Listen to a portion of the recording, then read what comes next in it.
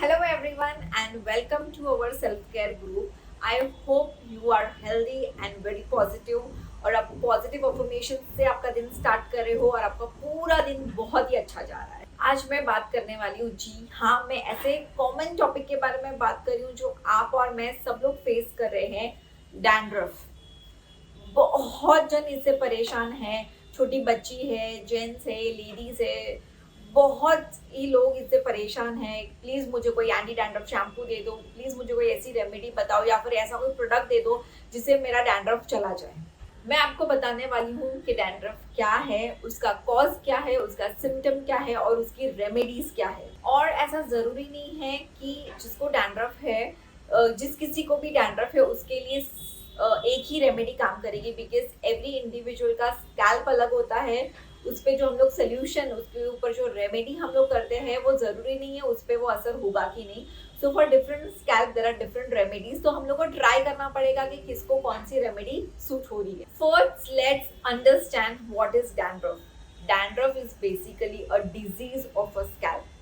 Yes, आपने बिल्कुल भी सही सुना है, वो एक डिजीज है, एक इन्फेक्शन है जो स्कैल्प के ऊपर होता है। डैंड्रफ एक फंगल इन्फेक्शन है और वो फंगस का नाम है मेलाजिया। जैसे हमारे स्किन में लेयर्स ऑफ सेल होते हैं, वैसे ही स्कैल्प में हमारे लेयर्स ऑफ स्किन के सेल्स होते हैं।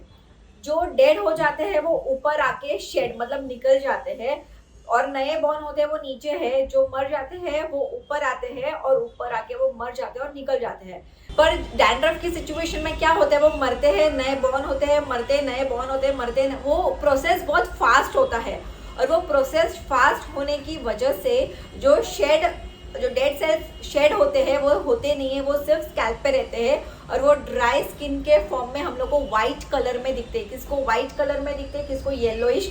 अगर आपका स्कैल्प ड्राई है तो व्हाइट और फ्लेकी दिखते हैं, अगर आपका स्कैल्प ऑयली और ग्रीसी है तो येलोइश फॉर्म में इकट्ठा लम्ब जैसे दिखते हैं अपने को। जिसको डैंड्रफ नहीं है उसका नॉर्मल प्रोसेस होता है, स्किन सेल नए बॉर्न होते हैं, डेड सेल्स शेड हो जाते हैं, तो it is not visible to the naked eye. पर जिस किसी को डैंड्रफ होता है वो प्रोसेस इतना फास्ट होता है, so that is visible to the naked eye. और काफी सारा dry scalp which is visible to our naked eye वो अपने हेड पे कलेक्ट हो जाता है। कभी कभी तो वो डैंड्रफ अपने फोरहेड पे, और किसी का स्किन अगर ऑयली है तो चीक्स पे, बैक पे गिरता है, तो उस वजह से अपने को यहाँ पे काफ़ी सारे बॉयज आ जाते हैं। अगर चीक्स पे गिरता है तो अपने को पिंपल्स हो जाते हैं उसकी वजह से। अगर बैक पे गिर रहा है तो रेड रेड फोड़ियाँ हो जाती है कभी कभी उसकी वजह से अपने को। एंड द मेजर रीज़न, जिस किसी को भी डैंड्रफ है उसको डेफिनेटली हेयर फॉल तो रहेगा ही, बिकॉज हम लोग इतना इचिंग करते हैं, हम लोग को बहुत ही खुजली आती है, तो उस वजह से काफ़ी सारा हेयर फॉल भी होता है। So definitely there is a problem and this problem definitely needs an attention. So definitely for every problem there is a solution. Solution इसका ये मतलब नहीं कि अगर आप एंटी डैंड्रफ शैम्पू यूज़ कर लो तो आपका डैंड्रफ चला जाएगा। आप जब भी एंटी डैंड्रफ शैम्पू यूज़ करोगे, आपने जिस दिन वॉश किया है उस दिन आपको डेफिनेटली अच्छा लगेगा, but next day again dandruff आता है। So no anti dandruff shampoo will work. So basically I will tell you natural remedies जहाँ पे आप ये क्योर कर सकते हो। मैंने ऑलरेडी एक रेमेडी शेयर कर दिया था, DIY नीम हैक, जिससे आप नीम का पेस्ट बना के स्कैल्प पे लगाओगे, धीरे धीरे एक बार में, कोई रॉकेट साइंस नहीं है कि आपका पूरा डैंड्रफ निकल जाएगा। You have to use it weekly twice for consequent 2 to 3 months. So first understand what are the causes, क्यों डैंड्रफ होता है। अगर कोई सिक है, कोई बीमार है, किसी को बहुत ज़्यादा स्ट्रेस है, उनको डैंड्रफ आता है। अगर उनका स्कैल्प प्रॉपरली क्लीन नहीं है, आई मीन टू से अगर उनका hygiene, scalp hygiene is not maintain, तो डैंड्रफ होता है। हफ्ते में अगर एक ही बार बाल धोगे तो डैंड्रफ होता है। ऑयल नहीं लगाते हो तो डैंड्रफ होता है। अगर शैम्पू आपके स्कैल्प में रह गया, वो प्रॉपरली क्लीन नहीं हुआ है, तो डैंड्रफ हो जाता है। बार बार शैम्पू चेंज या फिर हेयर केयर प्रोडक्ट्स चेंज करने से भी डैंड्रफ होता है। अगर आप वही पिलो यूज कर रहे हो या पिलो आप किसी के साथ शेयर कर रहे हो, अगर उनको डैंड्रफ है और वो पिलो पे आ गया तो आपको डैंड्रफ हो सकता है।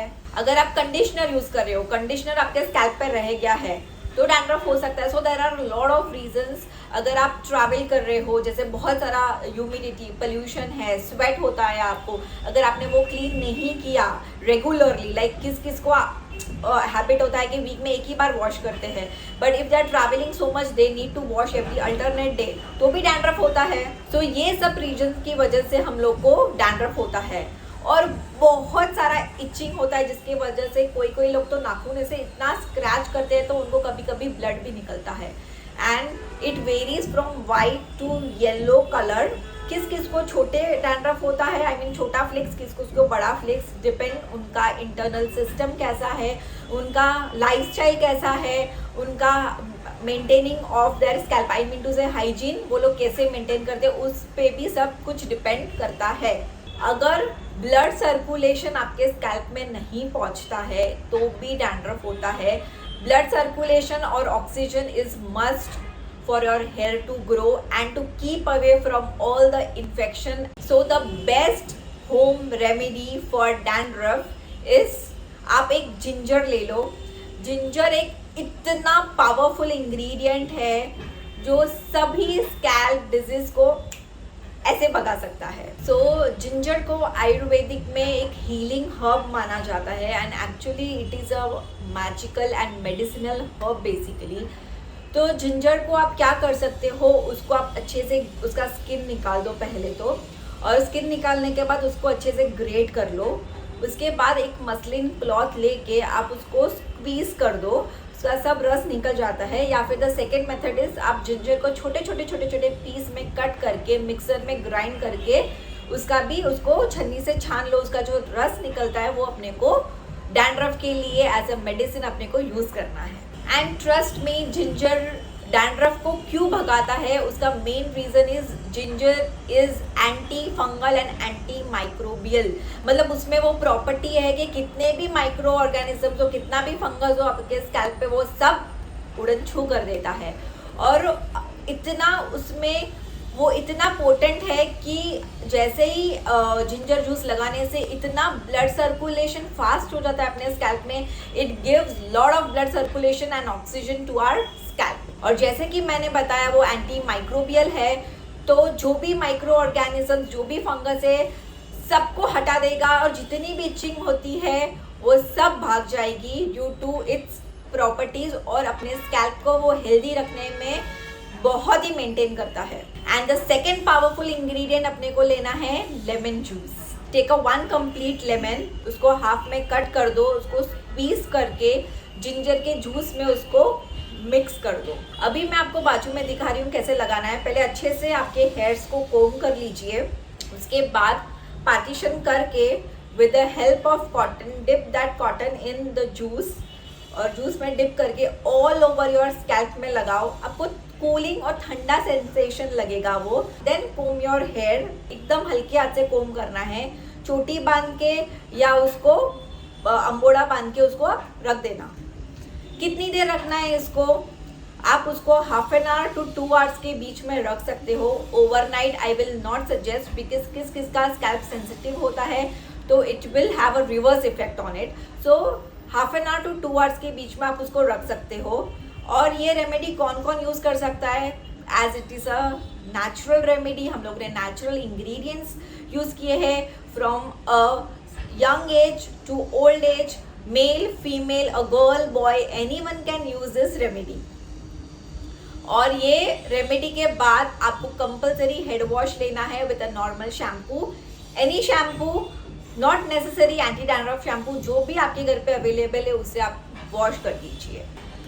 अभी जैसे मैंने बोला ब्लड सर्कुलेशन और ऑक्सीजन की वजह से किस किस को नहीं पहुंच पाता है, उनको डैंड्रफ होता है, तो उसके लिए ये रेमेडी के अलावा भी आई हैव योगा आसनास। जैसे आप योगा करके भी ये डैंड्रफ को दूर कर सकते हो, because there is lack of blood circulation and oxygen, उस वजह से काफ़ी सारा माइक्रोबियल फंगल इन्फेक्शन होता है। तो with the help of powerful yoga asanas we can also remove dandruff. तो ये मैं आपको नेक्स्ट वीडियो में शेयर करने वाली हूँ yoga asanas, because I will make a separate video उसके लिए।